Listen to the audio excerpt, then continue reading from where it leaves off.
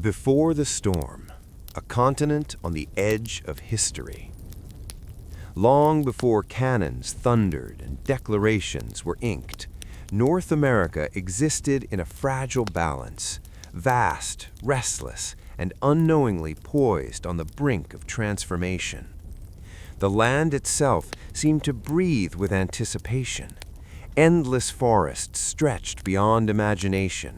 Rivers carved ancient paths through fertile valleys, and mountain ranges stood like silent witnesses to centuries of human struggle and survival. This was a continent not yet defined by a single nation, but by competing dreams, quiet fears, and unresolved tensions simmering beneath the surface.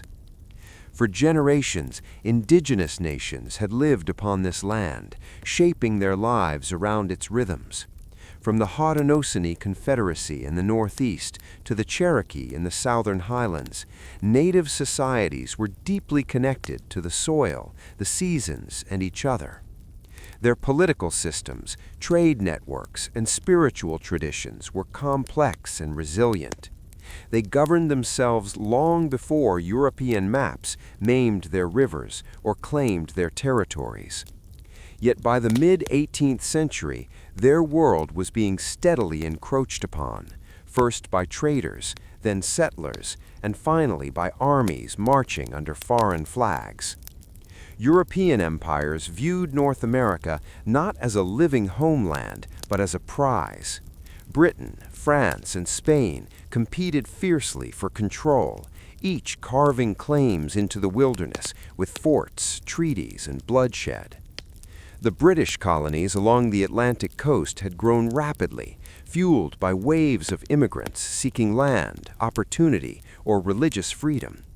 Cities like Boston, New York, and Philadelphia buzzed with commerce and debate, while rural settlements pushed ever westward into contested territory. Life in the colonies was harsh, but hopeful. Most colonists were farmers, craftsmen, or laborers who worked relentlessly to survive. The land promised independence, yet demanded sacrifice. Winters were brutal, disease was common, and death was never far away. Still, the promise of owning land, something impossible for many in Europe, fueled ambition. Colonists began to see themselves not merely as subjects of a distant crown, but as builders of something new. Despite this growing sense of identity, loyalty to Britain remained strong. The British Empire was the most powerful force in the world, and its protection was invaluable. British law provided order, British trade brought wealth, and British culture shaped education and governance. Colonists celebrated the king's birthday, toasted the empire, and proudly considered themselves Englishmen abroad. But beneath this loyalty lay a subtle, growing distance, one that few fully recognized at the time. The geography of North America played a critical role in shaping this divide. Separated from Britain by thousands of miles of ocean, colonial life evolved differently. Decisions from London took months to arrive and often failed to account for local realities. Governors appointed by the Crown struggled to enforce imperial policies across vast territories. As a result, colonial assemblies gained unusual levels of autonomy, managing taxes, militias, and local laws with minimal oversight. Over time, self-government became not an exception, but a habit. This habit would prove dangerous to imperial unity. Economic forces further strained the relationship. Colonial merchants thrived through trade with the Caribbean, Europe, and even rival empires. Smuggling was widespread and often ignored, allowing local economies to flourish outside strict imperial control. To many colonists, these practices were not crimes but necessities, unwritten agreements that kept livelihoods alive. Britain, however, saw lost revenue and eroding authority. Meanwhile, social divisions deepened within the colonies themselves. Wealthy landowners and merchants accumulated power, while indentured servants, enslaved Africans, and poor laborers lived in stark inequality. Slavery, especially in the southern colonies, became the backbone of agricultural wealth. Plantations produced vast fortunes built on forced labor, creating moral contradictions that would haunt the continent for centuries. Freedom and oppression existed side by side, bound together in uncomfortable silence. Religion added another layer of complexity. The Great Awakening, a powerful religious revival, swept through the colonies, challenging traditional authority and encouraging personal interpretation of faith. Preachers spoke directly to the people, often criticizing established churches and elites. The message was subtle but profound. Authority could be questioned, and individuals had the right to seek truth for themselves. Though religious in nature, this movement quietly reshaped political thinking. By the 1750s, tension filled the air like humidity before a storm. The French and Indian War erupted, drawing Britain and France into open conflict over control of North America. Colonists fought alongside British soldiers, sacrificing lives and resources in the name of empire. When victory finally came, Britain emerged triumphant, but deeply in debt. The war had reshaped the continent and altered the balance of power, but it also changed something less visible: expectations. Colonists believed their sacrifices had earned respect, gratitude, and a voice in imperial decisions. Britain, however, saw the colonies as beneficiaries of protection, who should now help pay the cost. The empire tightened its grip, unaware that the ground beneath it was already shifting. Along the frontier, settlers pushed westward despite imperial restrictions meant to stabilize relations with native nations. Each cabin built beyond official boundaries was an act of quiet defiance. To frontier families, survival mattered more than royal decrees. To Indian communities, it meant another sign that promises meant little when land was at stake. Violence flared sporadically, foreshadowing greater conflicts to come. In taverns, printing houses, and town halls, conversations grew sharper. Pamphlets circulated ideas about rights, representation, and the nature of power. Enlightenment philosophy, once confined to European salons, found fertile ground in the colonies. Thinkers spoke of natural rights, social contracts, and the consent of the governed. These were not yet calls for revolution, but questions, dangerous questions that lingered in the minds of ordinary people. Still, few imagined complete separation from Britain. The idea of independence seemed radical, even reckless. The empire was mighty, resistance felt unthinkable. Yet history rarely announces its turning points. Instead, it whispers, nudges, and waits. By the eve of transformation, North America stood divided, not by borders, but by perception. Britain saw colonies to be managed. Colonists increasingly saw communities to be defended. Indigenous nations saw homelands under siege. Enslaved people saw promises of liberty spoken but rarely delivered. Each group sensed the change was coming, though none could predict its form. The storm had not yet broken. No shots had been fired in rebellion. No declarations had been signed, but the air was heavy with expectation. Every law passed, every tax levied, every boundary drawn, tightened the pressure. A continent once defined by distance and diversity was slowly being drawn toward a single, unavoidable moment. The Crown's Shadow: Life Under Distant Rule. For much of the 18th century, British rule over North America existed less as a constant presence and more as a distant shadow, long, powerful, and often misunderstood. The king's authority stretched across the Atlantic Ocean, carried not by his physical presence, but by laws, taxes, governors, and symbols of empire.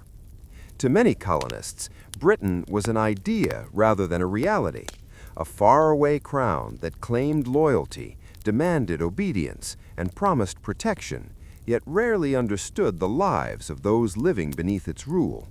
At first, this distance felt like a blessing. The American colonies were not born in rebellion. They were founded by people seeking opportunity, land, and in some cases, refuge from persecution. Britain offered legitimacy, trade networks, and military security. In return, colonists pledged loyalty to the crown and embraced their identity as British subjects. For decades, this arrangement functioned with little friction. London governed loosely, allowing colonies to manage their own affairs as long as trade flowed and order was maintained.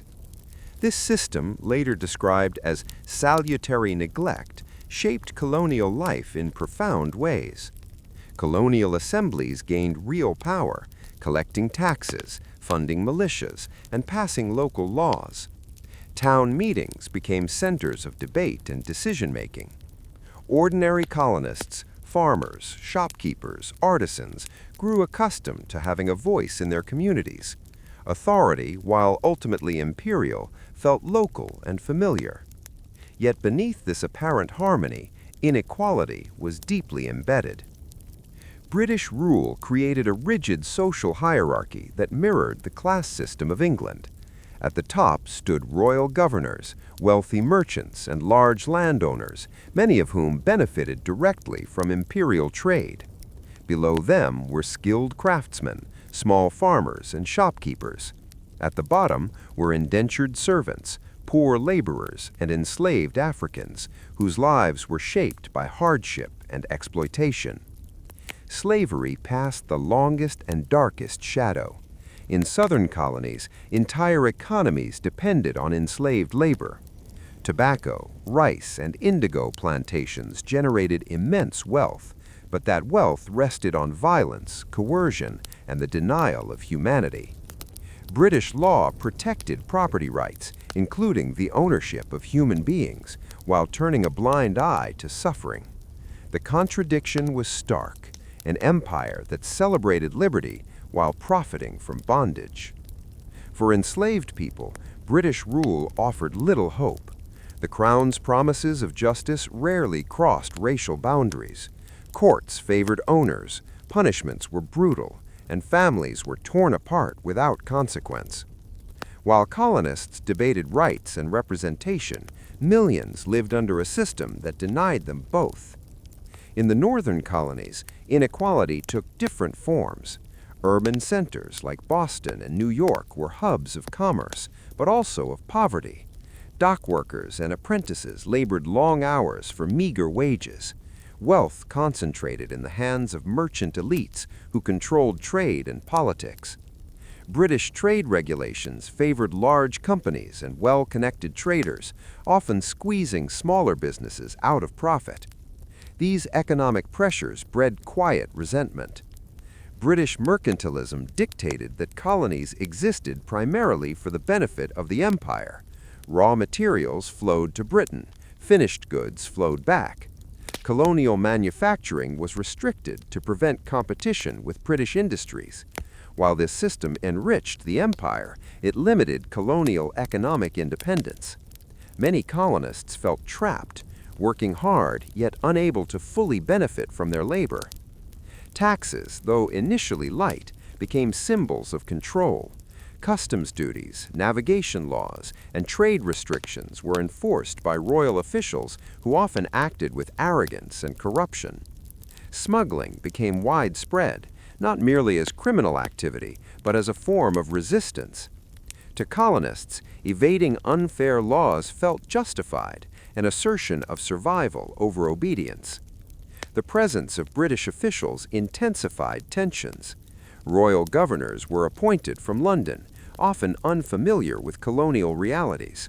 Many viewed the colonies as stepping stones for personal advancement rather than communities to serve. Their authority clashed with locally elected assemblies, creating constant power struggles.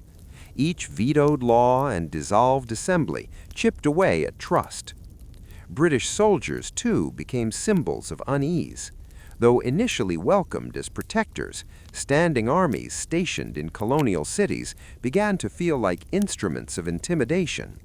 Soldiers competed with civilians for jobs, consumed local resources, and enforced laws that colonists increasingly viewed as unjust. The sight of red-coated troops marching through colonial streets served as a daily reminder of imperial dominance. Religion and culture widened the divide.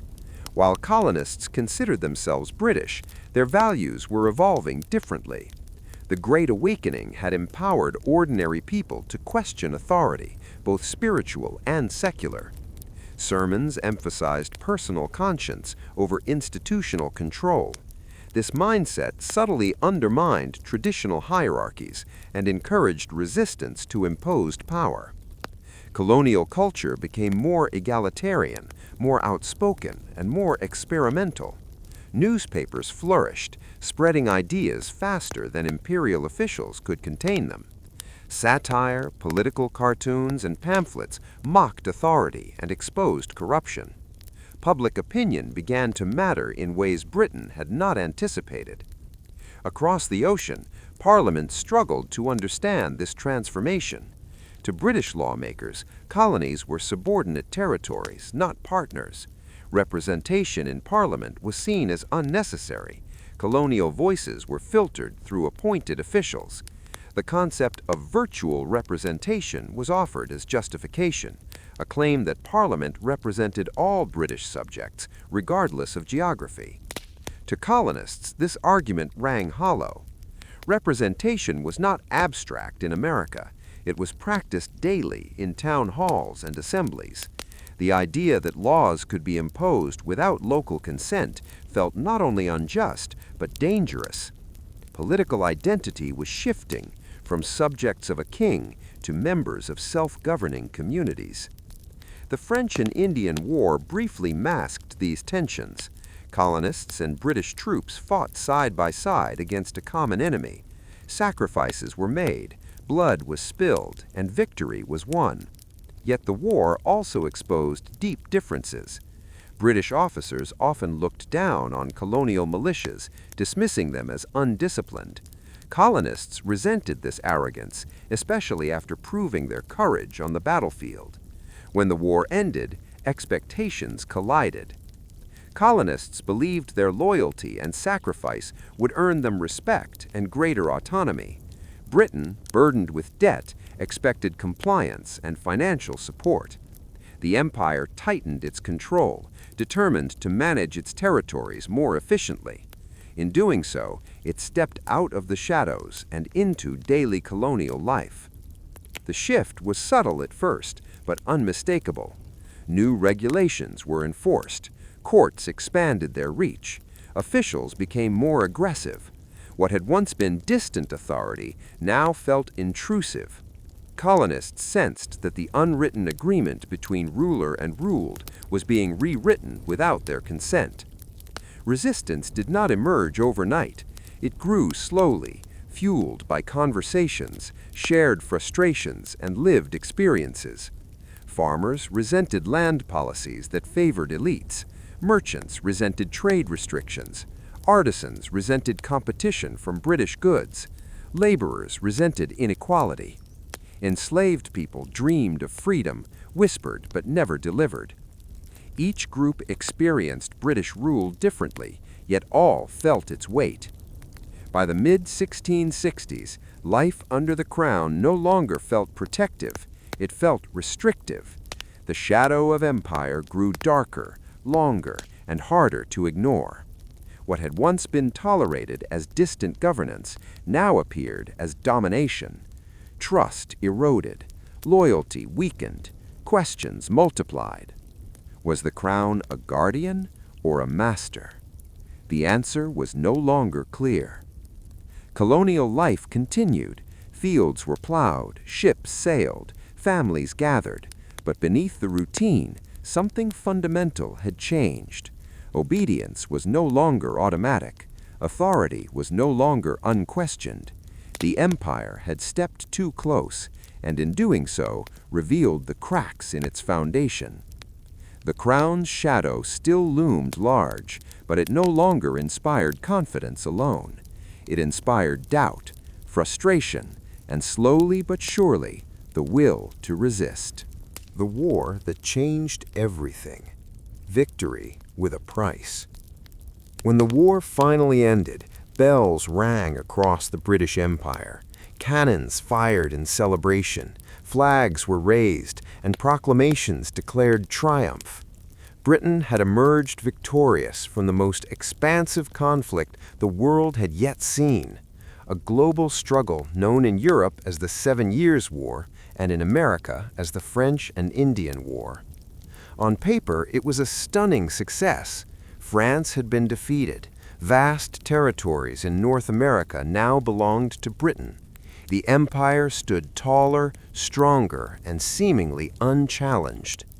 Yet beneath the surface of victory lay consequences no one fully understood at the time. The war had changed everything. For nearly a decade, North America had been a battlefield. Forests echoed with gunfire, rivers carried soldiers instead of trade, and frontier settlements lived in constant fear. Colonial militias fought alongside British regulars against French forces and their native allies. Ordinary farmers became soldiers overnight. Merchants supplied armies. Families endured loss, hunger, and uncertainty. The war was not distant, it was personal. Colonists believed they had proven themselves. They had shed blood for the empire. They had defended British interests with courage and sacrifice. Many expected the end of war to bring peace, prosperity, and a new sense of partnership with the crown. They believed victory would strengthen their position within the empire, granting them greater respect and autonomy. Britain saw the outcome very differently. From London's perspective, the war had been enormously expensive. The empire had doubled its territory in North America, but also doubled its debt. Maintaining control over newly acquired lands required soldiers, forts, and administrators. Victory had expanded responsibility, not reduced it. To British officials, the colonies were no longer loosely connected outposts. They were assets that needed firm management. The price of victory, Britain decided, would be shared. This decision marked a turning point. For decades, the empire had largely left the colonies to govern themselves. Now, with French threats eliminated, Britain saw an opportunity to tighten control. The logic seemed reasonable in London. The colonies benefited from British protection, so they should help pay for it. Yet this reasoning ignored a crucial reality. The colonies had grown accustomed to independence. The war had reinforced that habit. Colonial militias had operated with local leadership, making decisions without constant oversight from British officers. In many cases, they had supplied themselves, raised funds, and defended their own communities. This experience strengthened the belief that colonists were capable of self-rule. British commanders, however, often viewed colonial forces as inferior, undisciplined, and unreliable. Mutual resentment simmered throughout the conflict. When peace arrived, these tensions did not disappear, they deepened. One of the most immediate and profound consequences of victory was its impact on indigenous nations. France's defeat shattered the balance of power that had allowed native communities to negotiate between rival empires. With Britain now dominant, indigenous leaders lost leverage. British officials, unlike the French, showed little interest in diplomacy or alliance building. Land, not partnership, became the priority. Settlers surged westward into newly claimed territories, ignoring boundaries and treaties. To frontier families, the end of war meant opportunity, land to farm, futures to build. To native nations, it meant invasion. Violence flared across the frontier as indigenous resistance met colonial expansion. Britain attempted to stabilize the region with proclamations limiting settlement, but enforcement was weak and unpopular. To colonists, these restrictions felt like betrayal. They had fought for the land. Now they were told they could not use it. Economic consequences followed swiftly. During the war, colonial economies had boomed. Military contracts enriched merchants and manufacturers. Farmers sold supplies at high prices. Cities thrived on wartime demand. Peace reversed this trend. Demand collapsed. Deaths mounted. Currency shortages spread. Many colonists found themselves financially strained, struggling to rebuild their lives. Britain's response only worsened the situation. Determined to recover war costs, Parliament began enforcing trade laws more strictly. Customs officials cracked down on smuggling. Courts imposed harsher penalties. New taxes were proposed, not yet revolutionary in scale, but significant in symbolism. For the first time, colonists felt the full weight of imperial authority pressing into their daily lives. The empire that once seemed distant now felt uncomfortably close. British troops remained stationed in the colonies after the war, a decision that deeply unsettled many colonists. Standing armies during peacetime were viewed with suspicion. To British officials, soldiers maintained order and protected frontier settlements. To colonists, they represented occupation. The presence of redcoats in colonial towns strained resources and disrupted daily life. Worse still, colonists were expected to help house and supply them. This expectation blurred the line between protector and oppressor. The psychological impact of the war was equally transformative. Colonists had fought not only alongside Britain, but sometimes independently of it. They had tasted unity across colony lines, cooperating towards a shared goal. This sense of collective identity, fragile but growing, was something new. The war had taught colonists that they had common interests separate from Britain. At the same time, the war exposed contradictions at the heart of empire. Britain claimed to fight for liberty and order, yet imposed restrictions and demands without consultation. It celebrated victory, yet showed little gratitude for colonial sacrifice. It spoke of rights, yet denied representation. These contradictions did not yet spark rebellion, but they planted doubt. For enslaved Africans, the war offered fleeting glimpses of hope. Some were promised freedom in exchange for service. Others fled amidst the chaos. Yet when peace returned, most found their chains still intact. The rhetoric of liberty grew louder, but its application remained selective. The gap between ideals and reality widened. In Britain, policymakers failed to grasp the depth of colonial discontent. Distance distorted perception. Reports filtered through governors and officials who often downplayed unrest or blamed colonists for their own dissatisfaction. Parliament believed it was acting responsibly, asserting authority, restoring order, and securing the empire's future. In reality, it was reshaping the relationship beyond repair. Victory had removed the external threat that once bound empire and colonies together. Without France as a common enemy, colonists began to question why they needed Britain at all. The war had proven that the continent could be defended, at least in part, by its own people. The protective shield of empire no longer felt indispensable. This shift was subtle but profound. Conversations in taverns and meeting houses grew sharper. Pamphlets questioned imperial policy. Newspapers reported abuses of authority. The language of grievance began to emerge, not yet rebellion, but resistance in thought. Britain misread this hesitation as weakness. Believing firm control would prevent disorder, the empire doubled down. Each new regulation, each enforced tax, each stationed regiment was meant to secure peace. Instead, it eroded trust. Colonists felt punished for winning a war they had helped fight. Victory, once celebrated, now felt hollow. The continent itself bore scars of transformation. Forts dotted the frontier. Roads built for armies opened paths for settlers. Trade routes shifted. Power structures changed. The war had redrawn maps, but it had also redrawn expectations. Nothing could return to the way it was before. The French and Indian War had begun as an imperial contest for land and influence. It ended as the catalyst for a far greater upheaval. Britain stood at the height of its power, yet its grip on the colonies was slipping. The very success that expanded the empire exposed its limitations. History often turns on such ironies. Victory brought debt.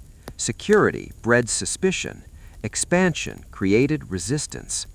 What Britain saw as consolidation, colonists experienced as control. What Britain called responsibility, colonists felt as burden. The war that had united empire and colonies in purpose had quietly divided. Taxes, chains, and broken trust. The war was over, but peace did not bring relief. Instead, it ushered in a new era, one defined not by muskets and battlefields, but by paperwork, taxes, and laws written thousands of miles away. For Britain, the French and Indian War had delivered victory at a staggering cost. For the American colonies, that cost would soon be collected, not in celebration, but in obligation. The relationship between ruler and ruled was about to change forever. In London, Parliament faced a harsh reality. The empire was deeply in debt, burdened by the expense of defending its expanded territories. Officials believed the solution was simple and justified.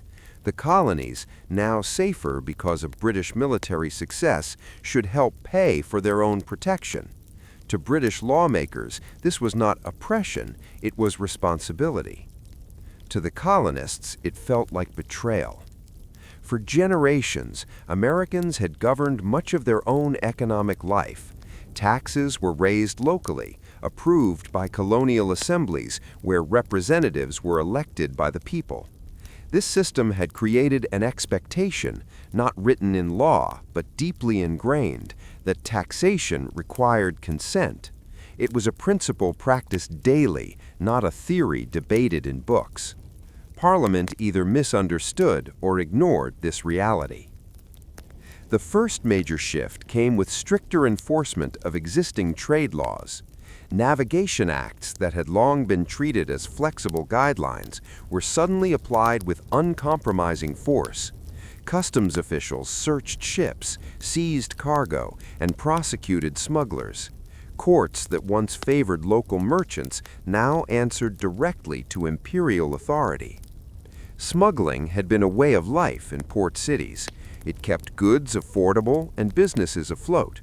To British officials, it was illegal trade. To colonists, it was economic survival.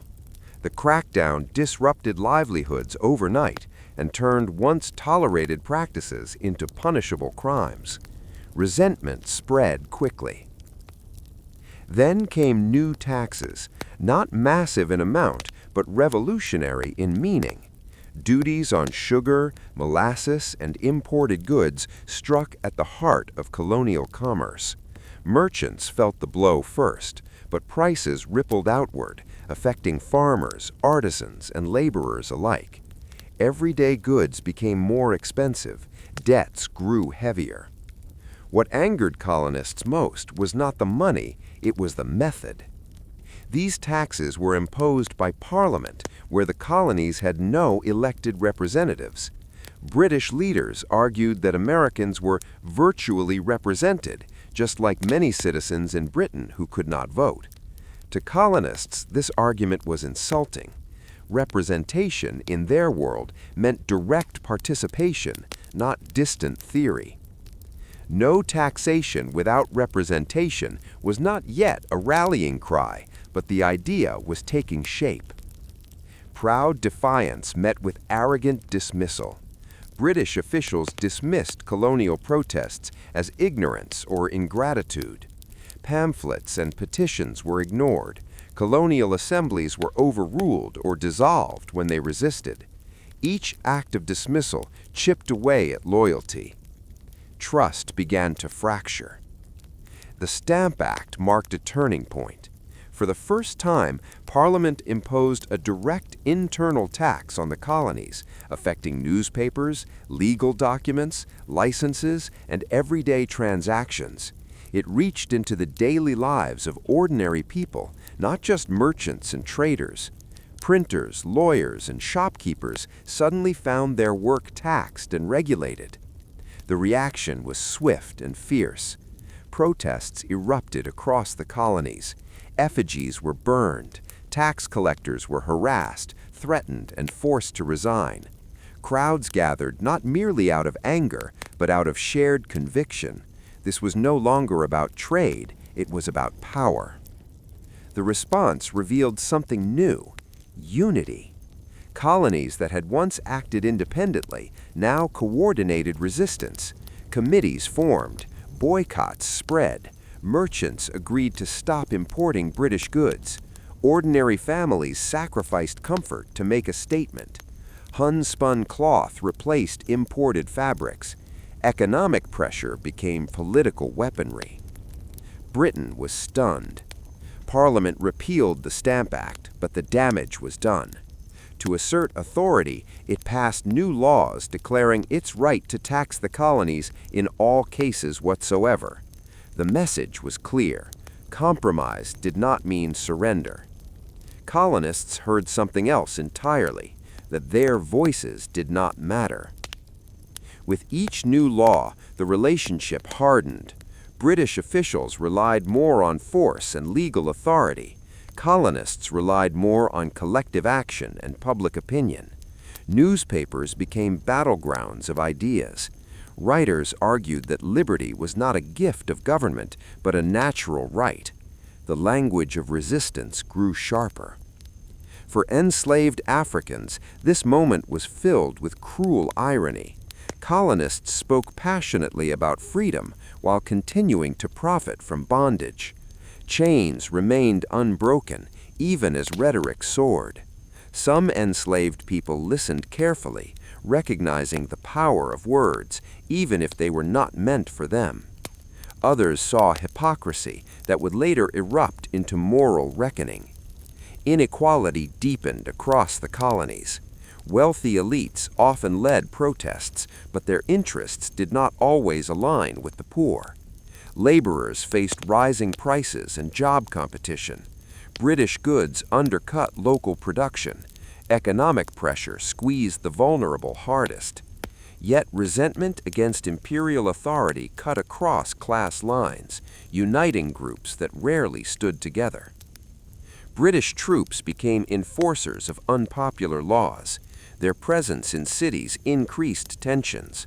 Soldiers patrolled streets, guarded customs houses, and backed officials who were increasingly hated. Civilians viewed them not as protectors, but as tools of oppression. Daily life grew strained.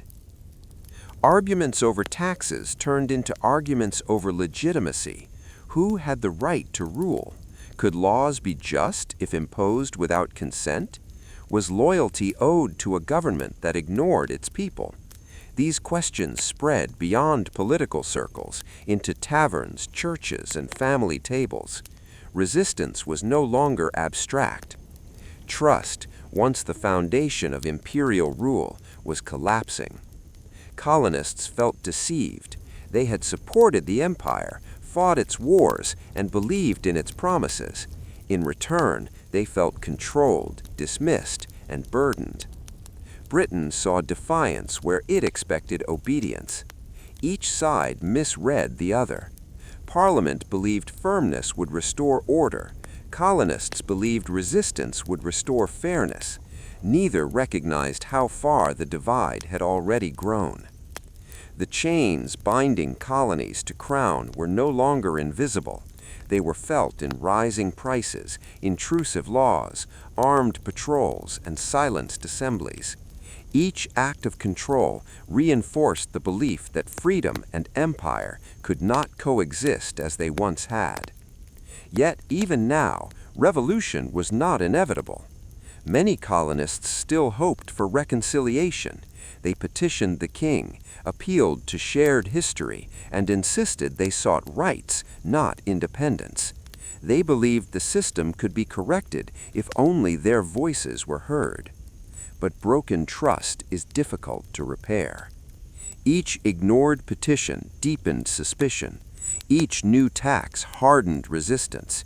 Each show of force confirmed fear. The relationship that had once rested on mutual benefit now rested on coercion and defiance. History was moving forward, pushed by pride on one side and principle on the other. Taxes had become symbols. Laws had become chains. Authority had become arrogance. Voices of defiance, the rise of unlikely rebels. Revolutions are often remembered through the names of great leaders, bold speeches, and decisive battles. But before any of that, they begin quietly, inside ordinary people. In the American colonies, resistance did not rise from palaces or grand halls of power. It emerged from farms, shops, docks, and printing presses. It grew in conversations between neighbors, in whispered complaints, and in the steady realization that dignity was being stripped away, one law at a time. The rebels who would challenge the British Empire were not born rebels. They were farmers who wanted to keep their land, merchants who wanted fair trade, craftsmen who wanted honest work, thinkers who wanted their voices heard. Their defiance was not fueled by ambition or dreams of glory, but by something far more basic, survival and self-respect. Across the countryside, farmers felt the pressure first. Taxes raised the cost of tools and supplies. Trade restrictions limited markets for crops. Land policies favored wealthy speculators and royal allies, leaving small farmers trapped by debt.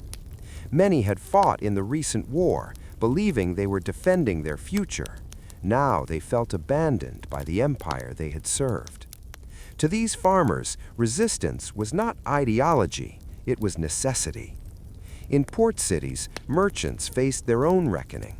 British trade laws dictated where goods could be bought and sold, who could profit, and how business was conducted. Customs officials enforced regulations with growing aggression, seizing ships and cargo with little explanation. Courts favored imperial authority over local merchants, undermining trust in the legal system. Merchants had long relied on flexibility, on adapting to market realities in a distant world.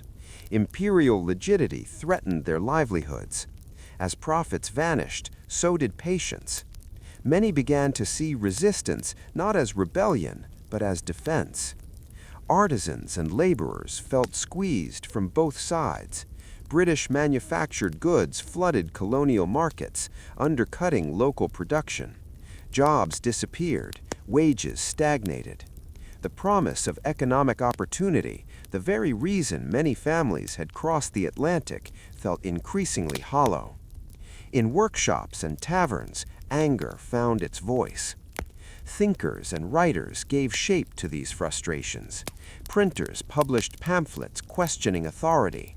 Lawyers argued that laws imposed without consent violated fundamental rights.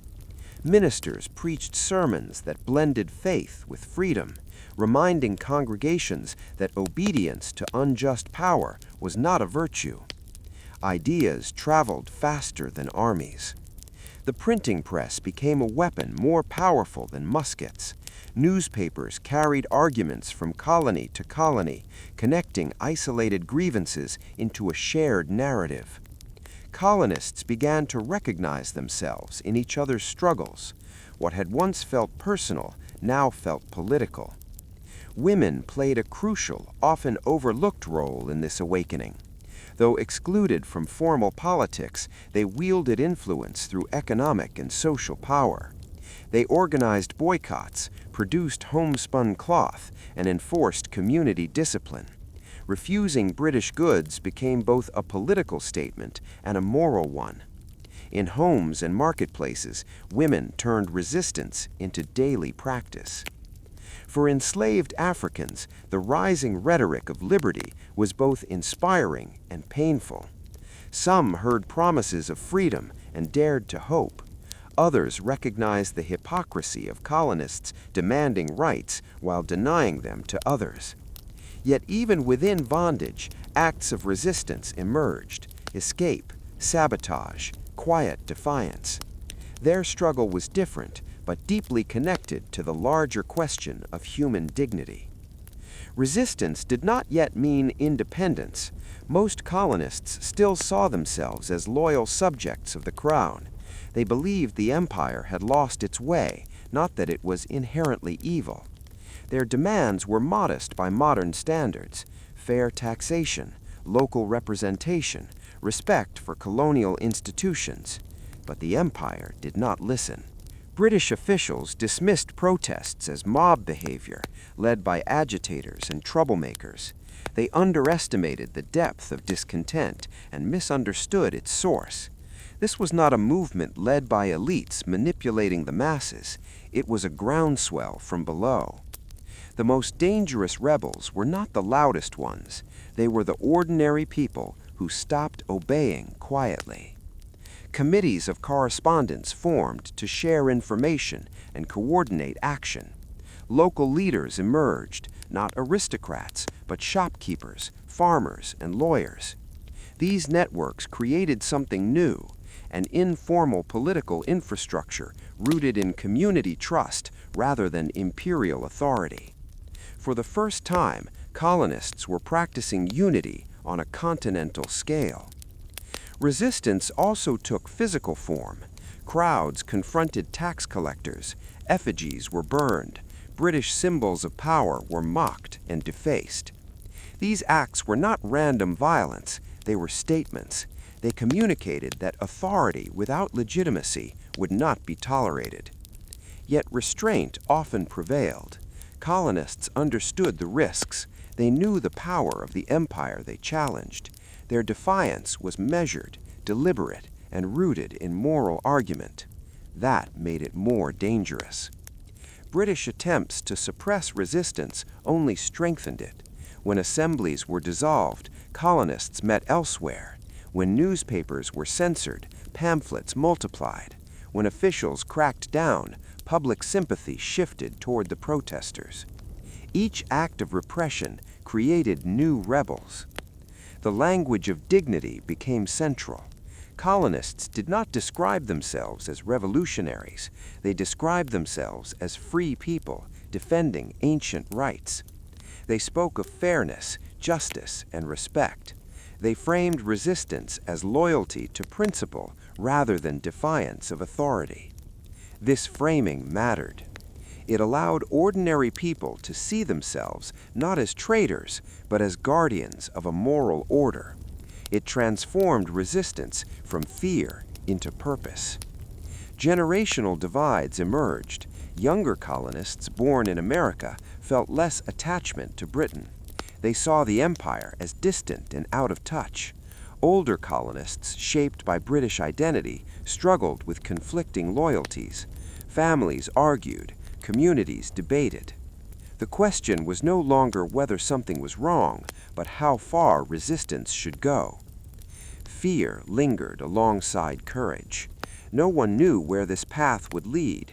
Rebellion carried consequences: economic ruin, imprisonment, even death. Yet submission carried its own cost: humiliation, dependency, and silence. More and more colonists chose risk over resignation. By the late 1760s, defiance had become normalized. It was no longer shocking to question authority. It was expected.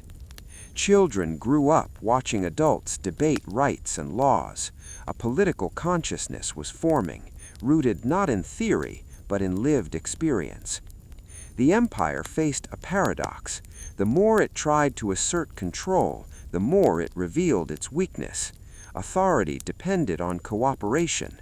Once that cooperation faded, power required force, and force exposed the limits of legitimacy. The rebels were still unlikely. They had no army, no unified leadership, no clear plan for independence. What they had was conviction, shared across class, profession, and colony, that dignity mattered. That conviction could not be taxed away. History often credits revolutions to moments of explosion, but those moments are built on years of quiet defiance. The voices rising in the American colonies were not shouting for glory. They were demanding respect. They were insisting that ordinary lives deserved extraordinary consideration. The empire had dismissed them as insignificant. That was its greatest mistake. Because when ordinary people stop believing in the justice of those who rule them, power begins to shift, slowly, relentlessly, irreversibly. Fire in the streets, when protest turned to blood. For years, resistance in the American colonies had been measured, deliberate, and restrained. Words carried the struggle: pamphlets, speeches, boycotts, and petitions. Colonists believed that reason, unity, and moral pressure could still repair what had been broken. They protested not to destroy the empire, but to correct it. But history rarely changes without friction. By the late 1760s, the streets themselves became the stage of conflict. Tension, once confined to paper and debate, spilled into public spaces. Crowds gathered. Voices rose. Lines were drawn, not just between empire and colony, but between neighbor and neighbor. The distance between protest and violence narrowed with each passing month. The fire had been lit long before the first blood was spilled. British troops arrived in greater numbers, especially in cities like Boston, where resistance was strongest. To imperial authorities, soldiers were necessary to enforce the law and protect officials. To colonists, their presence felt like occupation. Red-coated sentries stood outside customs houses. Patrols marched through narrow streets. Cannons loomed over harbors. The city breathed under pressure. Boston was a town of merchants, sailors, laborers, and craftsmen, people whose lives depended on trade and movement. British soldiers competed for work during off-duty hours, driving down wages and fueling resentment. Arguments between civilians and soldiers became common. Insults turned into shoving matches turned into brawls. Each confrontation left anger smoldering. Colonists accused soldiers of arrogance and abuse. Soldiers accused colonists of lawlessness and provocation. British officials dismissed unrest as the work of agitators. Colonists insisted they were defending their rights. Both sides felt threatened. Both sides felt justified. Fear replaced trust. Nighttime in the city became dangerous. Bells rang to summon crowds. Rumors spread faster than facts. A single insult could ignite a mob. A single gunshot could change everything. That moment came on a cold March evening. Snow covered the streets. Tensions were already high after months of harassment and hostility. A British sentry stood guard outside a government building when a confrontation began. An exchange of words, then insults, then snowballs mixed with ice and debris. A small crowd gathered. More soldiers arrived. Voices shouted. Someone dared someone else to fire. No one knows who gave the order. Shots rang out. When the smoke cleared, civilians lay dead or dying in the snow. Blood stained the frozen ground. The silence that followed was heavier than the gunfire itself. What became known as the Boston Massacre was not a massacre by modern definition, but it didn't need to be. 5 deaths were enough. The event shattered any illusion that conflict could remain peaceful. Protest had crossed into bloodshed.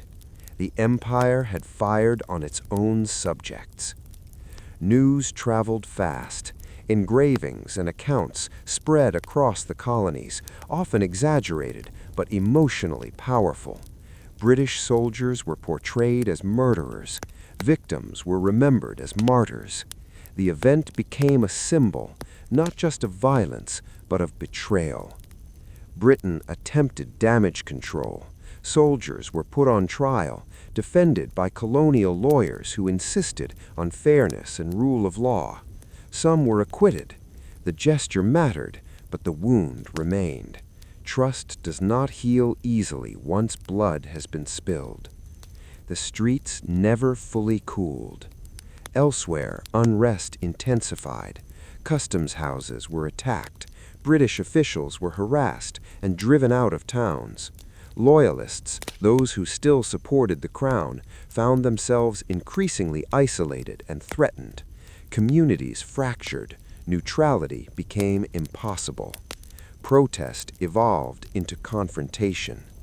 Economic resistance escalated into open defiance. Smugglers were protected by crowds. Tax collectors resigned under pressure.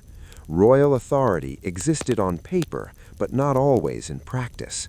In many towns, committees of resistance became the real power, organizing boycotts, enforcing discipline, and coordinating action. British leaders responded with force. New laws tightened control over Massachusetts, stripping local assemblies of power and placing governance firmly in imperial hands. Troops were reinforced. Civil liberties were curtailed.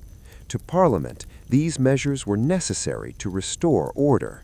To colonists, they confirmed their worst fears. Punishment replaced dialogue. The port of Boston was closed, devastating the local economy. Dock workers lost jobs. Merchants went bankrupt. Families struggled to survive. Yet the punishment, instead of breaking resistance, unified the colonies. Aid flowed in from distant towns and colonies. What had once been a local struggle became continental. Solidarity grew stronger under pressure. As British authority hardened, protests became more volatile. Riots erupted. Property was destroyed. Loyalist homes were targeted. Violence was no longer accidental. It was intentional, strategic, and symbolic. Each act of destruction sent a message. Imperial control would be resisted at any cost. The moral line blurred. Many colonists wrestled with this escalation. Violence frightened them. It challenged their belief that they stood on higher ground. Yet British actions left little room for moderation.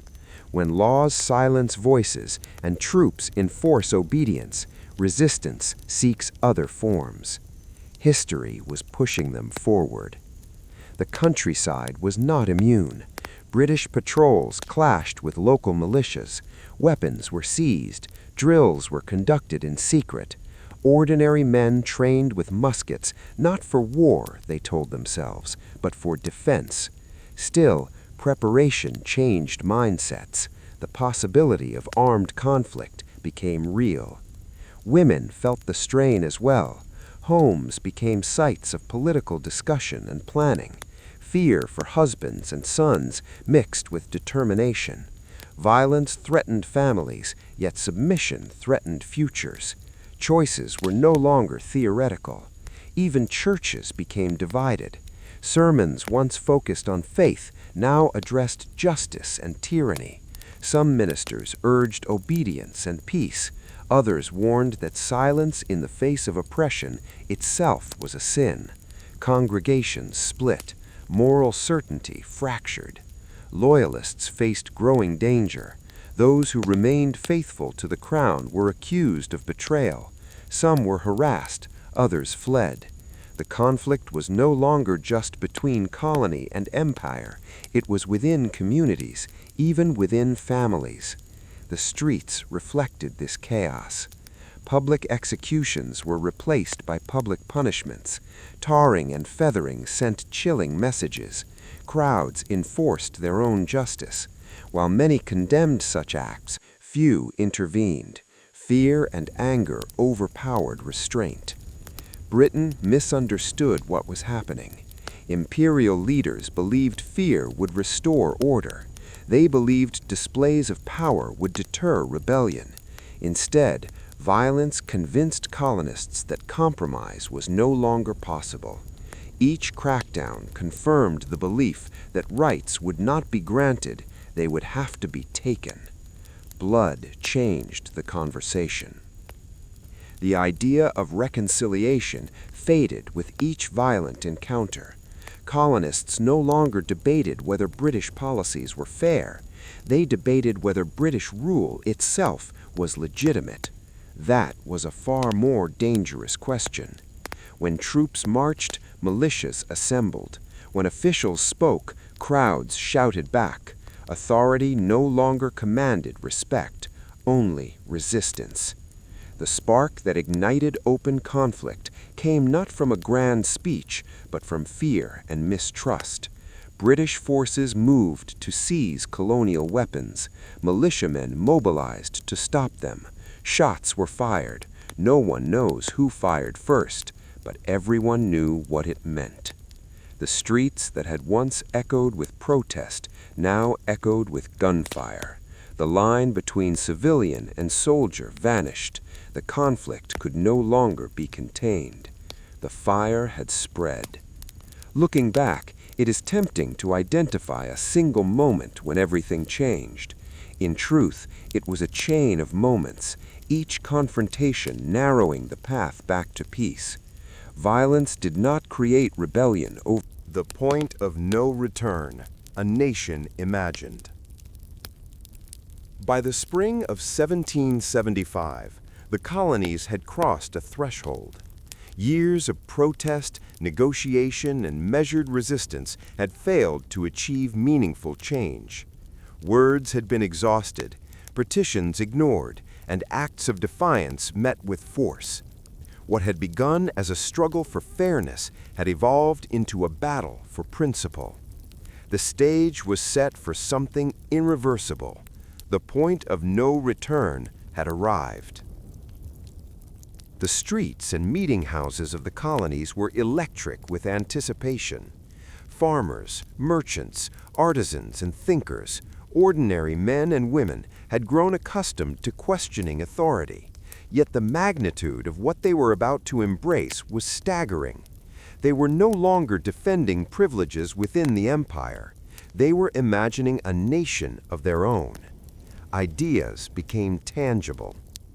Pamphlets, letters, and newspapers carried visions of a new political order. Thomas Paine's words would later galvanize the colonies, but even before his famous pamphlet, communities were discussing what freedom might look like. Liberty was no longer an abstract ideal, it was a goal, actionable and urgent. Discussions that had once been theoretical now took on the weight of destiny. Could a people govern themselves without kings? Could law be created by consent rather than decree? Could a continent be united in common purpose? Each question carried risk. For years, ordinary colonists had measured their defiance against the consequences of disobedience. Now the stakes were immeasurably higher. They risked not only property and livelihood, but life itself.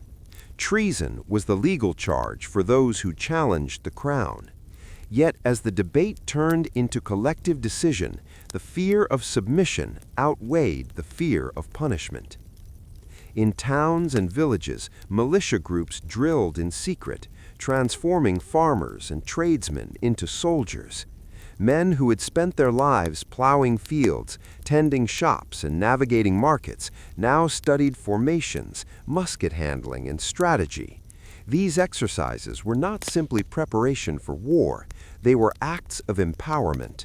For the first time, the people who had once felt powerless realized that their lives, their communities, and their futures were in their own hands. Women, too, embraced the moment. They organized boycotts, produced homespun goods, and coordinated community support for families affected by imperial reprisals. Their labor, often invisible in official accounts, became essential to sustaining resistance. The idea of freedom was not abstract for them either. It was lived through sacrifice, coordination, and vigilance. Even children and adolescents absorbed the shift in thinking. They witnessed debates in town halls, overheard the voices of militias drilling in the distance, and watched their parents make choices that balanced principle and risk. A culture of engagement was forming, one that would shape generations to come. The Crown, meanwhile, remained largely disconnected from the transformation occurring across the Atlantic. Imperial authorities interpreted unrest as episodic disorder, fueled by agitators and insufficiently loyal colonists. Yet London underestimated the degree to which ideas had taken root in daily life.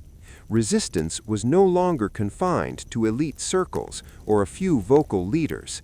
It was communal, pervasive, and moral in nature. The first shots fired at Lexington and Concord in April 1775 symbolized the irreversible transition from thought to action. These were not battles fought by professional armies.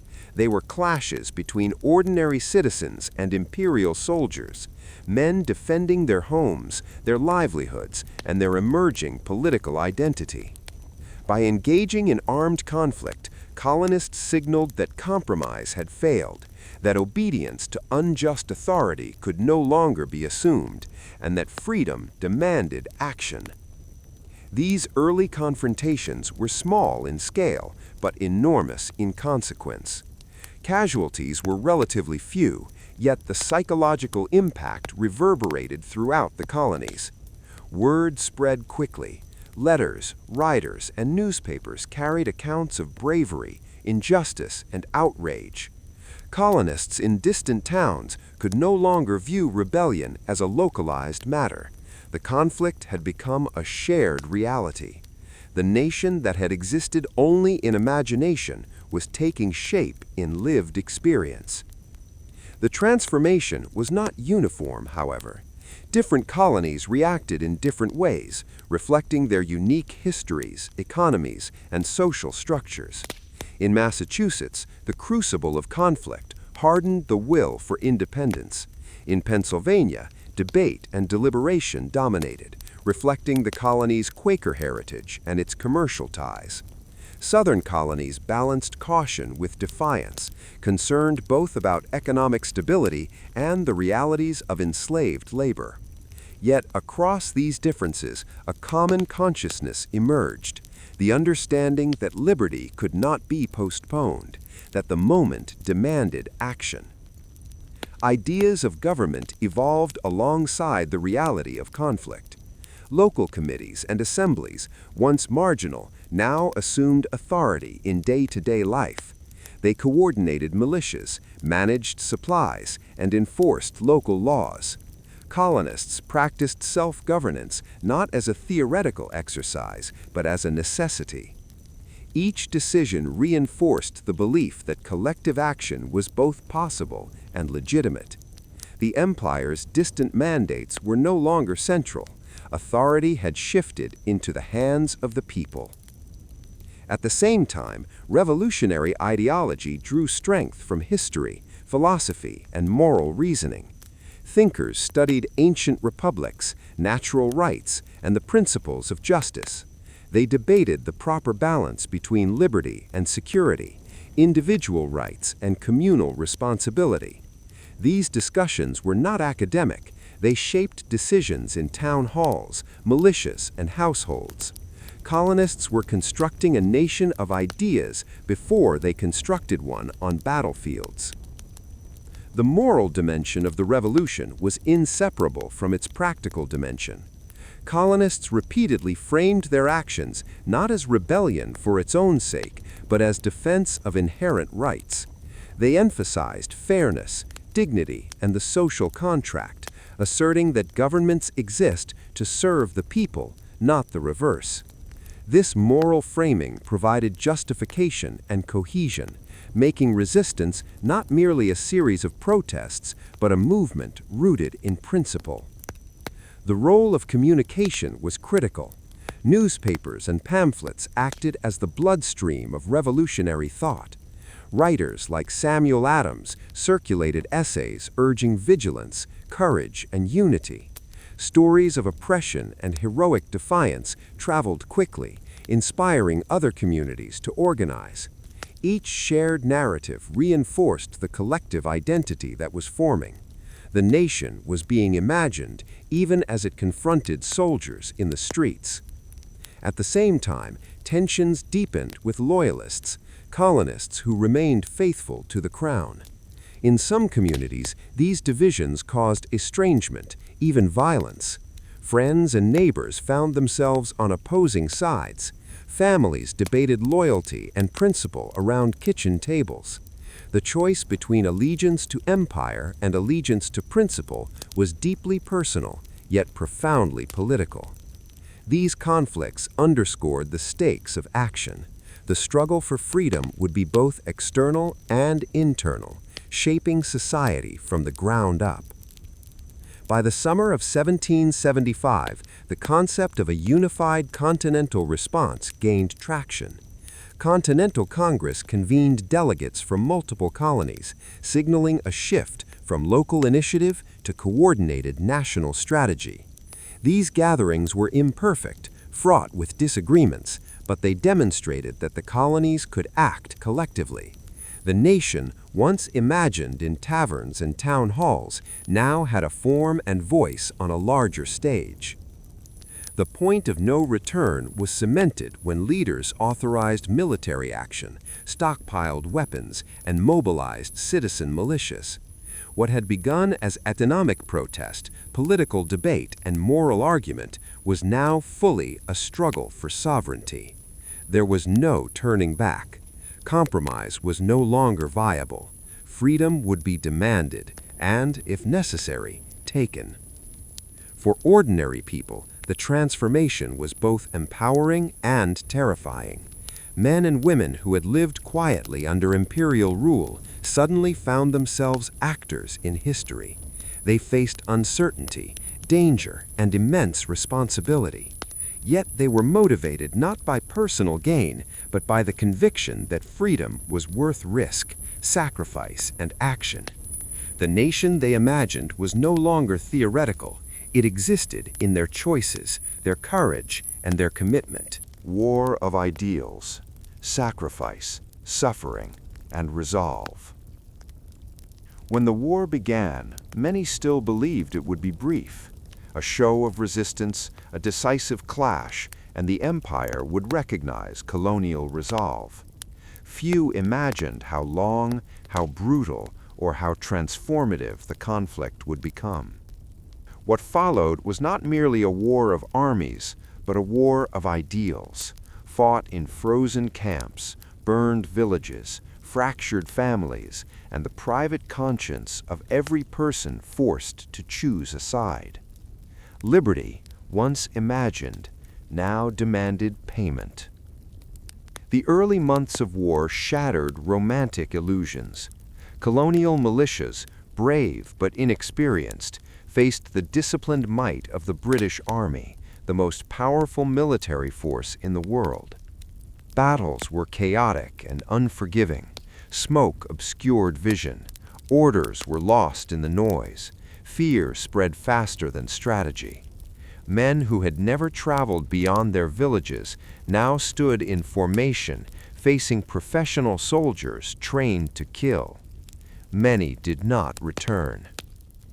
For families, the war arrived in silence. A knock on the door, a letter folded too many times, a name spoken in the past tense. Wives became widows. Children grew up without fathers. parents buried sons whose futures had barely begun. Loss was not rare, it was constant. Yet the war did not only claim lives, it consumed livelihoods, stability, and certainty. Farms were abandoned as men joined militias, crops rotted in fields, livestock was seized by armies from both sides. Towns along strategic routes were occupied, evacuated, or destroyed. Civilians fled with what they could carry, unsure if they would ever return. Hunger followed displacement. Disease followed hunger. War respected no boundary between soldier and civilian. Winter proved especially cruel. In makeshift camps, soldiers slept on frozen ground with inadequate clothing and food. Supplies were scarce. Pay was irregular or non-existent. Men marched barefoot, leaving bloodstains on snow. Sickness spread through crowded quarters, smallpox, dysentery, fever. More soldiers died from disease than from battle. Still, they stayed. Their resolve puzzled British commanders. How could an army of volunteers, poorly trained, poorly equipped, continue to resist? The answer lay not in strategy alone, but in belief. These men were not fighting for conquest or glory. They were fighting for an idea that had taken root deep within them, that their lives should not be governed by distant power without consent. That belief carried them through suffering. Moral dilemmas haunted both sides. Colonists who had once lived peacefully under British rule now faced the reality of killing fellow subjects, sometimes neighbors, sometimes relatives. Loyalists struggled with their own convictions. Supporting the crown meant security and order, but also alignment with force against communities they loved. Neutrality became dangerous. Choosing no side was often interpreted as choosing the enemy. The war forced decisions that left no one unchanged. Enslaved Africans faced perhaps the cruelest paradox. British proclamations promising freedom to those who fled rebel masters created opportunity, but also risk. Some escaped and joined British lines, only to face disease, exploitation, or betrayal. Others remained, watching white colonists speak passionately about liberty while maintaining chains. The war exposed the moral contradictions at the heart of the revolution, contradictions that would echo long after independence. For native nations, the conflict was devastating. Forced to choose alliances between empire and rebellion, many sought survival rather than ideology. Their lands became battlegrounds. Treaties were broken. Villages were destroyed. Victory for either side offered little security. The war of ideals was not theirs, yet its consequences were inescapable. The suffering reshaped communities. Churches became hospitals. Homes became barracks. Women assumed new roles, managing farms, businesses, and families alone. They organized supply networks, nursed the wounded, and maintained communication. Their resilience held communities together when institutions collapsed. Though never acknowledged in official accounts, their contribution was indispensable. Children grew up fast. They learned the sound of cannon fire before the sound of peace. Education was interrupted. Innocence shortened. The war became the backdrop of childhood, a constant reminder that the world was fragile and freedom costly. As the conflict dragged on, despair threatened resolve. Victories were rare, defeats were frequent. Morale fluctuated with each campaign. Desertion increased during the darkest periods. Some questioned whether independence was worth the suffering. Leadership mattered most then. Commanders who understood the psychological weight of war focused not only on tactics, but on purpose. They reminded soldiers why they fought. They spoke of home, dignity, and future generations. They framed endurance itself as victory. Every day survived was a refusal to surrender. The British, too, struggled. Their soldiers fought far from home in unfamiliar terrain against an enemy that refused to fight by traditional rules. Supply lines stretched thin. Local support was unreliable. Victory proved elusive. The war drained resources and morale on both sides of the Atlantic. What had been expected to end quickly became a war of exhaustion. Yet within this exhaustion, something remarkable occurred. The shared suffering forged unity. Colonies that had once been divided by geography and interest now shared sacrifice. News of hardship traveled with news of courage. Communities supported one another across distances. The idea of a single people, bound by common struggle, became more real with each passing year. Liberty was no longer a slogan, it was a test. Moral clarity, however, remained imperfect. Acts of violence against civilians occurred. Prisoners suffered. Revenge sometimes replaced justice. The war tested ideals as much as it defended them. Colonists were forced to confront uncomfortable questions. Could liberty survive cruelty? Could justice exist in chaos? Was victory meaningful if achieved at the cost of humanity? These questions lingered, unresolved. And still the war continued. Every season brought new losses. Every campaign demanded fresh sacrifice. Yet surrender became unthinkable, not because success was guaranteed, but because failure would render all suffering meaningless. To abandon the cause would be to admit that lives lost, homes destroyed, and families broken had been in vain. Resolve hardened. The war reshaped identity. Men and women who endured its trials no longer saw themselves merely as colonists resisting policy. They saw themselves as participants in a historic struggle, guardians of an idea larger than themselves. The concept of an American people, forged not by bloodline but by belief, took form through endurance. Victory, when it came, would not erase pain. But pain had given the cause weight. It had transformed abstract principles into lived truth. Freedom was no longer something imagined, it was something earned through suffering, protected through sacrifice, and defended through resolve. The war of ideals revealed the true cost of liberty. Not everyone paid equally, not everyone benefited equally. Yet the collective experience left an indelible mark. It taught that independence was not granted by words alone, nor secured by victory alone, but sustained by the willingness to endure hardship in defense of dignity. When future generations would speak of freedom, they would inherit not only its promise, but its price.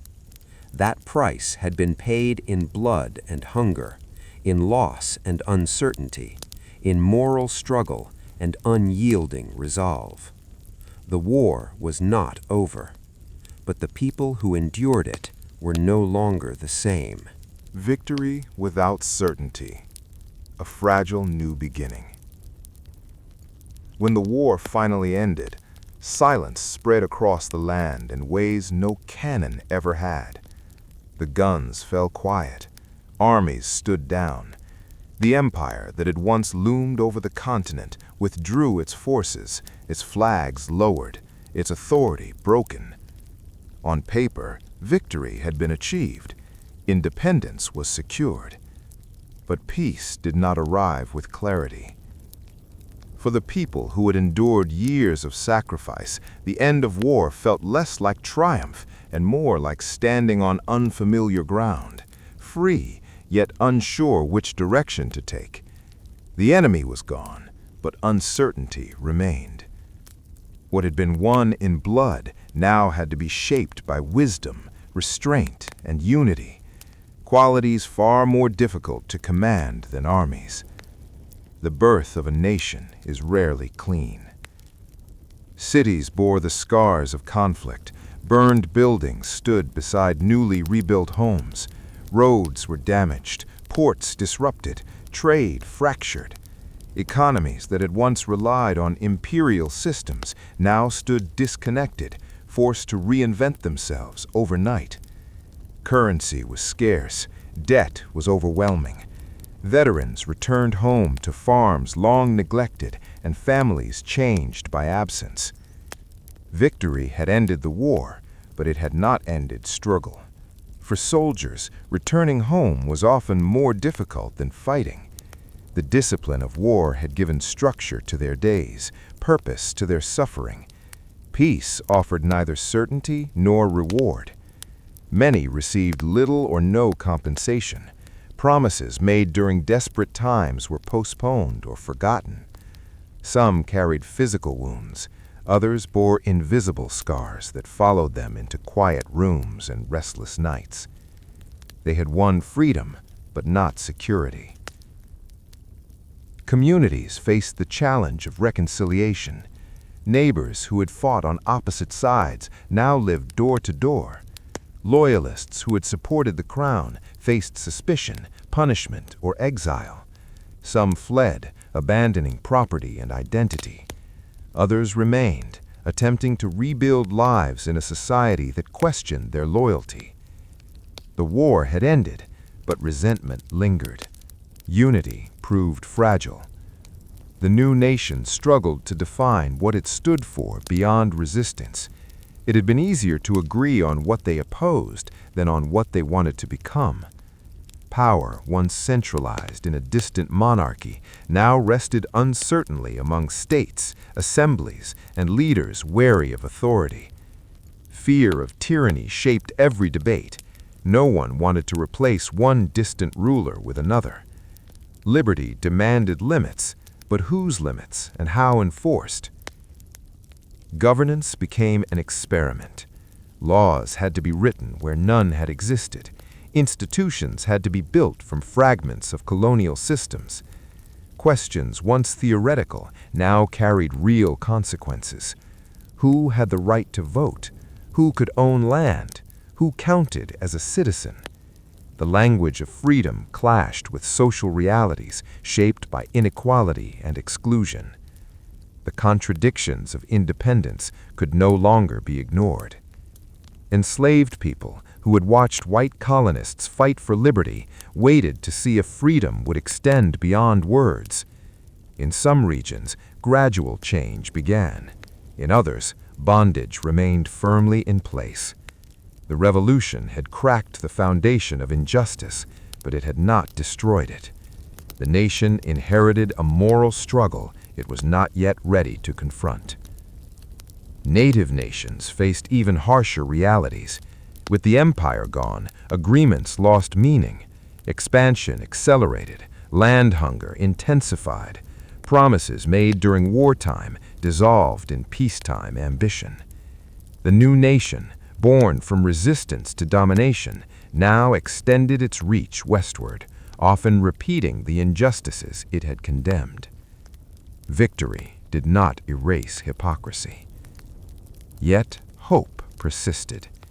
Despite hardship, there was possibility in the air, an unfamiliar sense that the future was not predetermined by royal decree or inherited status.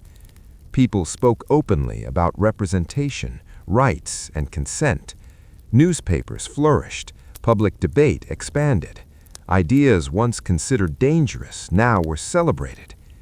The act of imagining a better system became a shared national endeavor. Freedom created space for reinvention. Ordinary citizens participated in shaping the nation in ways previously unthinkable. Town meetings debated laws, pamphlets challenged authority. Education gained new importance, seen as essential to sustaining liberty. Though uneven and imperfect, participation marked a fundamental shift from subjects to stakeholders. But optimism competed with fear. The absence of strong central authority created instability. States argued among themselves, trade disputes emerged, borders were uncertain. Foreign powers watched closely, unsure whether the fragile republic would survive. Some doubted it would last a decade. History offered few examples of successful self-rule on such a scale. Failure seemed possible, perhaps even likely. Leaders wrestled with impossible questions: how to preserve freedom without chaos, how to maintain order without oppression, how to unite diverse regions without erasing local identity. Every solution risked creating the very tyranny they feared. Compromise became both necessity and betrayal, depending on perspective. The nation was learning to walk, unsteady, uncertain, but moving forward. Women, having borne extraordinary responsibility during the war, now found their contributions quietly pushed aside. Yet their influence endured within families, communities, and culture. They raised the next generation with stories of sacrifice and hope. Though denied formal power, they shaped values that would define the nation's character. The future was being written in homes as much as halls of government. Faith in the experiment rested not in perfection, but persistence. Mistakes were made, some costly, some cruel, but there remained a belief that change was possible without violence, that disagreement did not require submission, and that authority derived from consent rather than fear. These ideas were fragile. They required vigilance, humility, and courage. Independence was not a destination, it was a responsibility. The people had removed an empire. Now they had to govern themselves. The question was no longer whether they could resist power, but whether they could wield it wisely. History watched closely. The early years tested resolve more quietly than war ever had. There were no battlefields, no uniforms, no clear enemies. The struggle unfolded in debates, laws, compromises, and everyday decisions. It demanded patience rather than bravery, wisdom rather than rage. Many longed for certainty, but freedom offered none. And yet, amid uncertainty, the nation endured. It adapted, it argued, it failed and tried again. Each challenge refined understanding. Each setback revealed strength.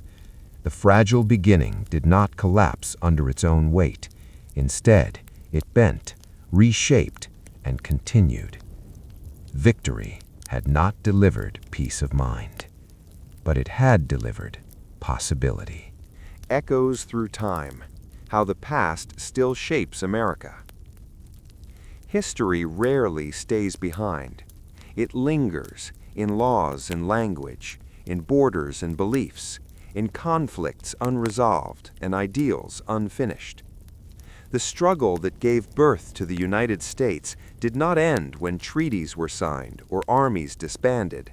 It echoed forward, shaping generations that would never hear the sound of musket fire, yet would live daily with its consequences. The past did not disappear. It became foundation. The decisions made during the nation's fragile beginnings established patterns that continue to define American life. The belief that power must be limited, questioned, and earned remains embedded in the nation's political culture. Suspicion of centralized authority, born from colonial experience, still influences debates over government reach, individual rights, and state autonomy. What began as resistance to empire evolved into a permanent tension between freedom and order. That tension endures. The Constitution itself reflects the fears and hopes of its creators, crafted not as a declaration of perfection, but as a framework designed to adapt. Its checks and balances reveal a deep distrust of unchecked power. Every amendment, interpretation, and legal battle echoes the original question faced by the founders: how to preserve liberty without surrendering stability. Each generation answers differently. The sacrifices of war forged a national reverence for service and sacrifice that persists today. Memorials dot the landscape, honoring those who gave their lives for ideals larger than themselves. Military service is still framed not merely as duty, but as a continuation of a long tradition of defending freedom, an inheritance passed down from those first uncertain years. Yet memory is selective. The stories most often told are of unity and courage, while the contradictions of the past are harder to face.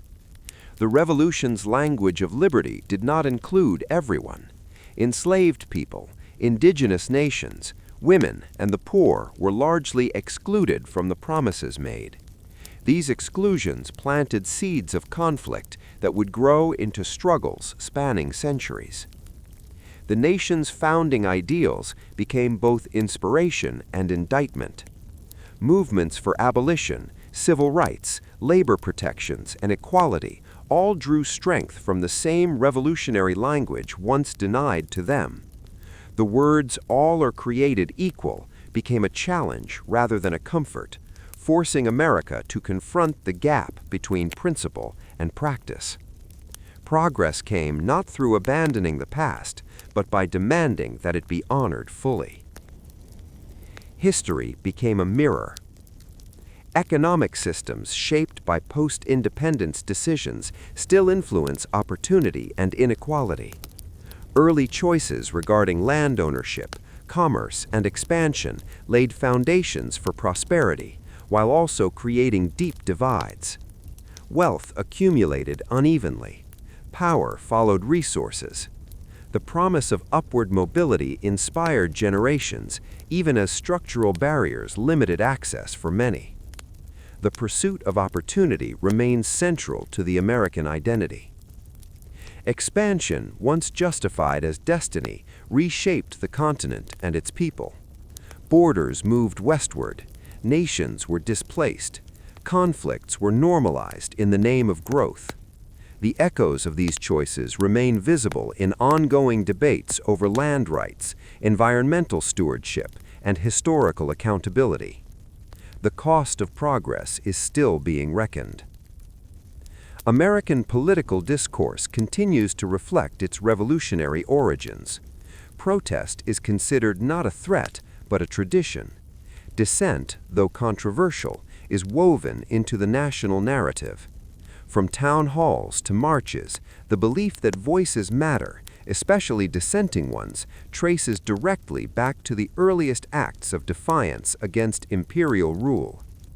The streets still speak. At the same time, polarization mirrors old divisions. Regions, ideologies, and identities clash over competing visions of freedom. The same flexibility that allows change also enables conflict. The founders anticipated disagreement, but underestimated its persistence. The system they built relies on shared commitment to process, a commitment that must be renewed constantly. Democracy is not self-sustaining. America's relationship with power on the global stage reflects lessons learned from empire. Having once resisted domination, the nation now wrestles with its own influence abroad. Interventions, alliances, and leadership roles are debated through the lens of history. The question remains unresolved: how to exercise power without becoming what was once opposed. History offers warnings, but not certainty. Cultural identity, shaped by revolution and immigration, remains dynamic. The idea of being American has never been fixed. It has expanded, contracted, and evolved, shaped by struggle and inclusion. What unites these changes is belief, not in ancestry, but in ideals. Citizenship is defined less by origin than by participation in a shared experiment. That experiment continues. Education, civic engagement, and free expression remain pillars of national life because early leaders understood their necessity. An informed population was seen as the strongest defense against tyranny. That belief underpins ongoing debates about truth, media, and responsibility in a digital age vastly different from the world of pamphlets and quills. The tools have changed, the stakes have not. Perhaps the most enduring echo is the understanding that freedom is unfinished. Each generation inherits both the benefits of past sacrifices and the burden of unresolved injustices. Progress is not guaranteed. Rights once secured can be challenged. Ideals must be defended not only against external threats, but against complacency. The revolution never truly ended. It transformed, from battlefields to courtrooms, from declarations to dialogues, from survival to self-examination. The nation's strength lies not in flawless origins, but in its capacity to confront them honestly. Memory, when engaged thoughtfully, becomes guidance rather than weight. History is not destiny, but it is influence. America's past continues to shape its present because the questions it raised remain relevant. Who belongs? Who decides? What does freedom require? These questions do not fade with time. They evolve, demanding renewed answers. And so the echoes persist. In moments of unity and division, progress and setback, America returns, consciously or not, to the foundations laid in uncertainty and hope. The choices made then still matter because they defined how change occurs, how power is challenged, and how ideals survive imperfection. The story is not one of completion, but continuity.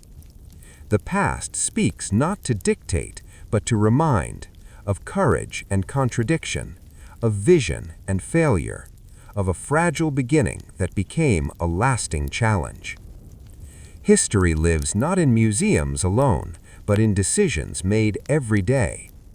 And as long as those decisions are guided by reflection, responsibility, and the courage to improve upon what came before, the echoes of the past will remain not chains, but compass points.